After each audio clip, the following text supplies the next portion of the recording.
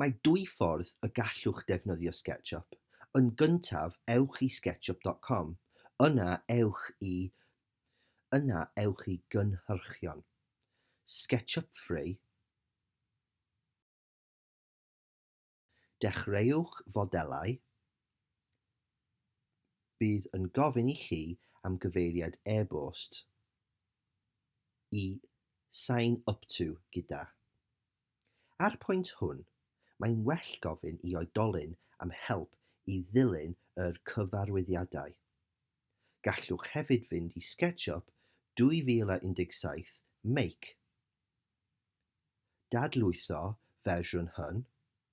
Fel hyn, gallwch chi llawrllwytho SketchUp Make 2017 ar gyfer Windows neu Mac. Yn dibynnu a ba system weithredu rydych chi'n ei defnyddio.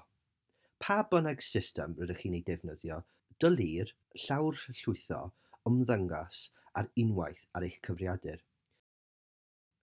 Aroswch nes yr lawrlwythiad wedi gwblhau a dilynwch weddill yr cyfarwyddiadau a nodir. Mae'r lawrlwythiad hwn ar gyfer system weithredau Mac, ac efallu bod system Windows ychydig wahanol.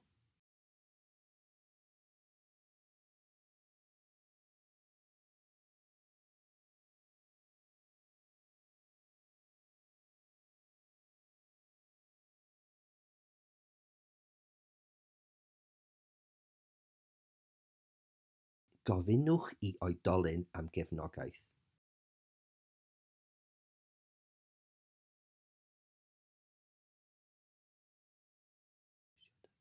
Yma gallwch chi rhoi SketchUp mewn cymwysiadau.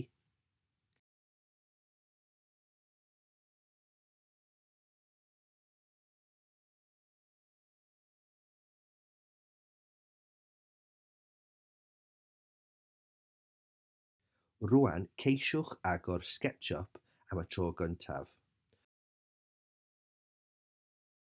Yna dechreuwch y rhaglen SketchUp. Croeso i rhaglen SketchUp. Fel arall, os na allwch llawrlwytho, gallwch fynd yn ôl i sketchup.com. Cynhyrchion, SketchUp Free, Start Modelling, a chroi eich cyfeiriad e-bost gyda cefnogaeth a help oedolyn.